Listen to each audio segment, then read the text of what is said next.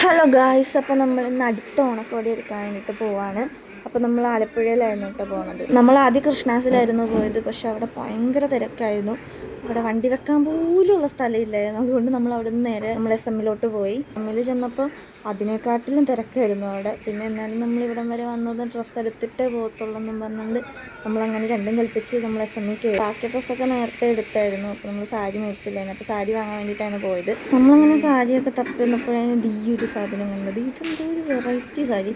ഞാൻ എൻ്റെ ജീവിതത്തിൽ ആദ്യമായിട്ടാണ് കൈസ് കാണുന്നത്. അക്ഷരമാലയുടെ സാരിയായിരുന്നു.